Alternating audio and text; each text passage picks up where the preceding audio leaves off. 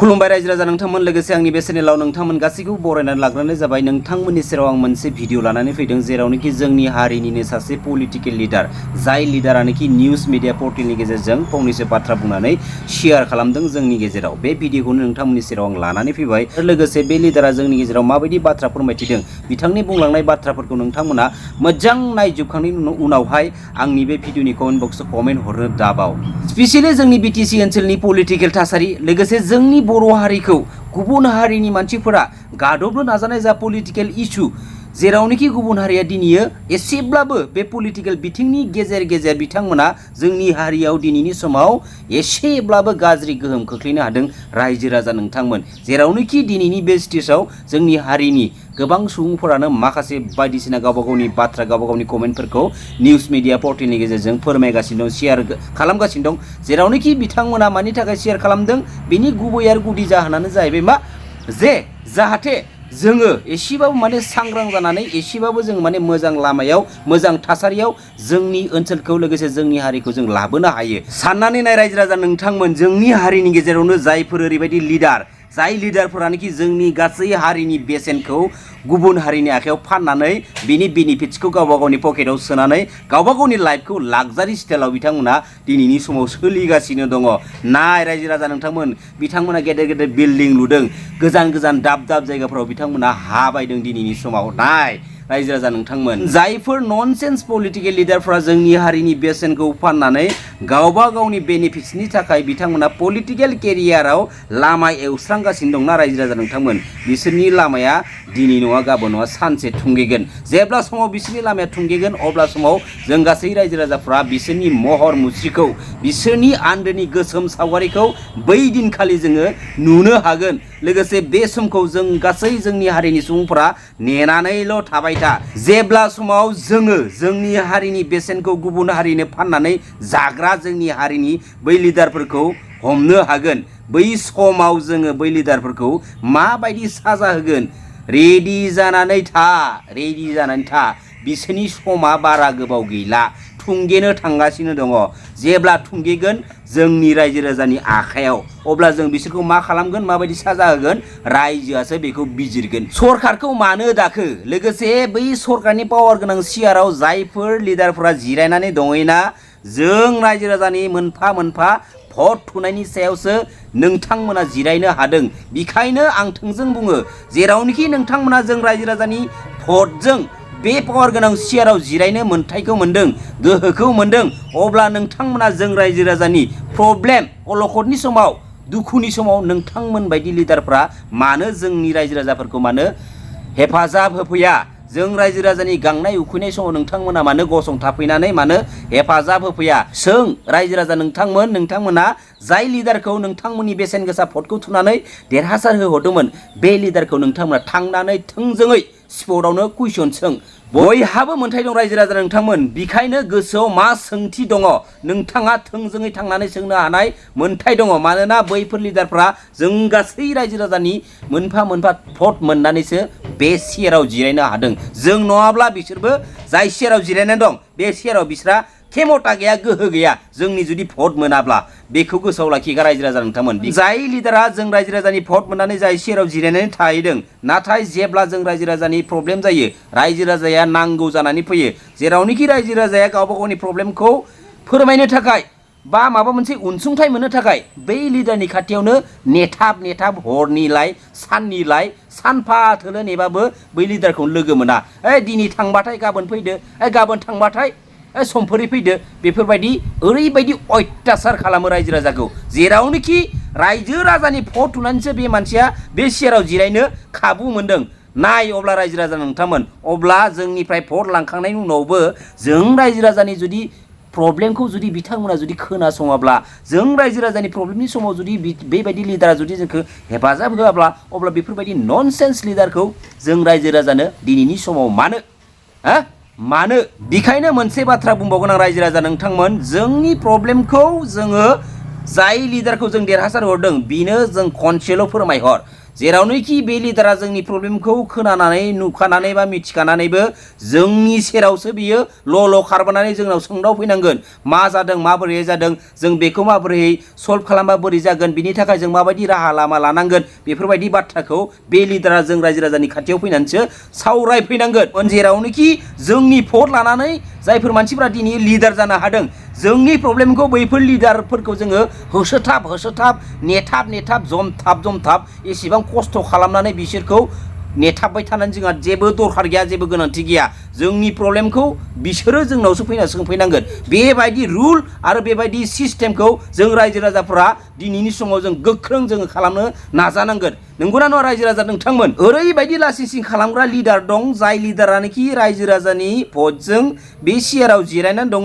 नाथाय जोंनि हारिनि गेजेराव सोरबा साफा सानै ओरैबायदि मानसि थाङो गावबा गावनि प्रब्लेमखौ फोरमायनो थाखाय ओरैबायदि ननसेन्स पलिटिकेल लिडार दं जोंनि गेजेराव जेरावनोखि बे मानसिखौ एसेबाबो मोजाङै रायदानाव हरनांगौ मोजाङै रायदानाव हरनायनि जायगायाव बिथांमोनखौ माने ओरैबायदि गाज्रि बेबहारसो खालामना हरो अब्लाना बेसे लासिंसिं रायजो राजा नोंथांमोन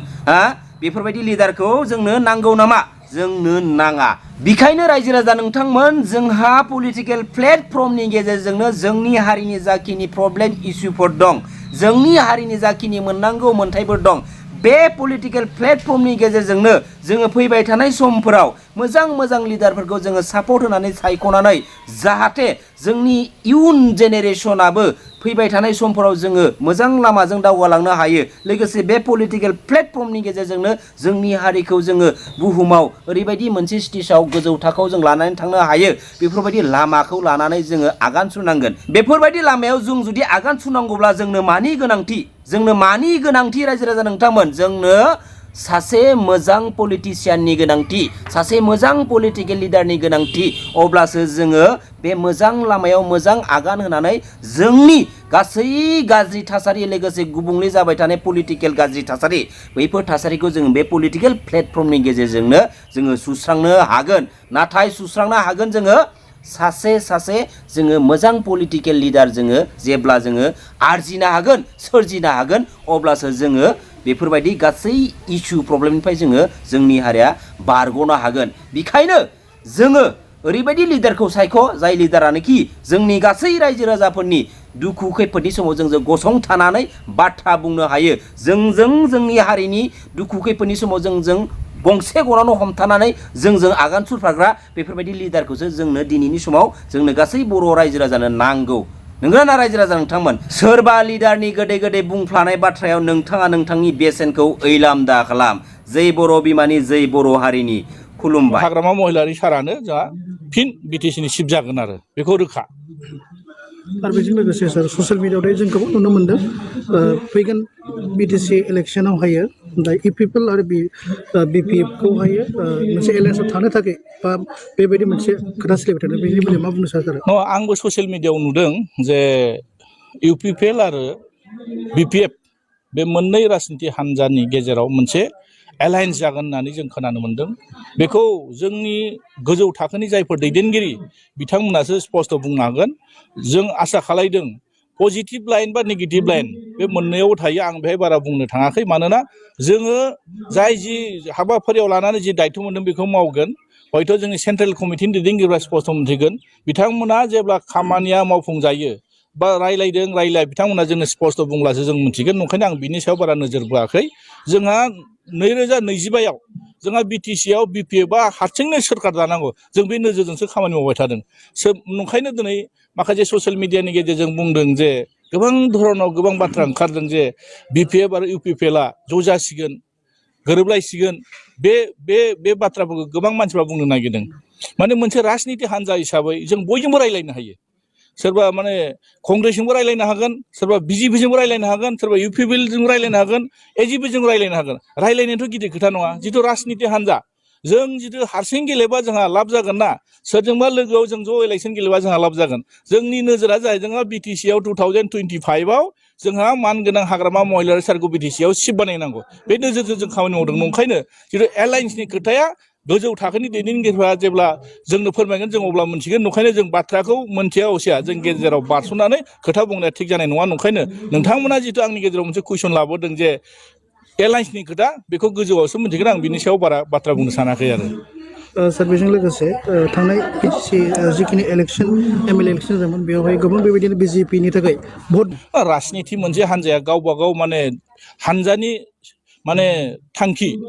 बिथांमोना जुदि सिंगल गेलेयो ना सोरखौबा लाना गेलेयो बिथांमोननि खोथा मानोना जोंबो मोनसे BPF राजनिति हान्जा हिसाबै जोङो मालाय मोनसे राजनिति हान्जानि सायाव जों बारा बाथ्रा बुंनाया जोंहा थिग जानाय नङा ओंखायनो जोंहा नोजोरा मोनसे सोर हारसिङै गेलेयोना लोगो जानानै गेलेयो जोंहा बेयाव बुंनांगौ दरखार गैया जोंहा BPFआ बे जे सिंगल हारसिङै जोङो बेसेबां माने नाम्बार्स नांगौ बेसेबां संख्या नांगौ जों बिसोर जोंनि नोजोर सोरबा BJP हारसिं गेलेयो सोरबा UPPआ हारसिं गेलेयो आरो सोरबा कंग्रेसआ हारसिं गेलेयो जोंहा बेयाव बुंनांगौ दरखार गैया ओंखायनो दिनै BTCनि रायजो राजाफ्रा मा लुगैदों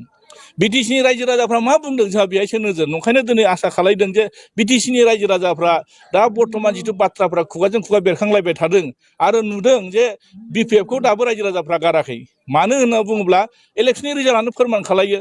थांनाय 2020आव जिथु BTC इलेक्सन जानानै थांबाय बेहायबोथ' जों BPFआ जेनाखै जों गासै 17था मोनदों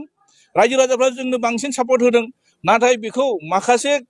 सुबिदाबादि मानसिफ्रा खैसार सानानै जोंनि BPFखौ सरकार खुंनो थाखाय खाबु होआखै बिसोर एबारबो नोंथांमोना नायबानो जाबाय थांनाय जिथु MP इलेक्सन बे MP इलेक्सननि रिजाल्टखौ नायबानो मोनथिगोन नोंथांमोना एसे एनालाइसिस खालामनानै नायबानो जाबाय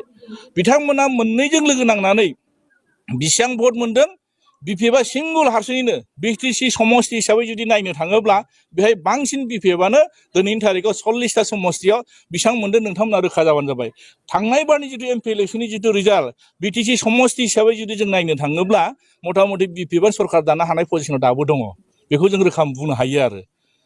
सार मोनथाम एख' जाना थांबाय BSC BTC BTR मोनथाम सार मा बुंनो सानो BTCआ थांफिनगोन नामा सार नङा बेथ' दिनैनि थारिखआव जों रायजो राजाफ्रा साफ्रोमबो सांग्रां जानाया मोजां मानोना BTCनि रायजो राजाफ्रा सांग्रां जानायानो मोजां दिनै BECखौ जों मोनसे आन्दलननि गेजेरजों मोननाय फिसा काउन्सिल बिनि गेजेराव जोङो BTC मोनदों BTCआ जादों इन्डियानि कनस्टिटिउसननि सिङाव 6 सिडिउलनि प्रभिजनजों दाजाना होनानै मोनसे पलिटिकेल एरेन्जमेन्ट बेखौबो नोजोर होनाया मोजां दिनै आरो BTR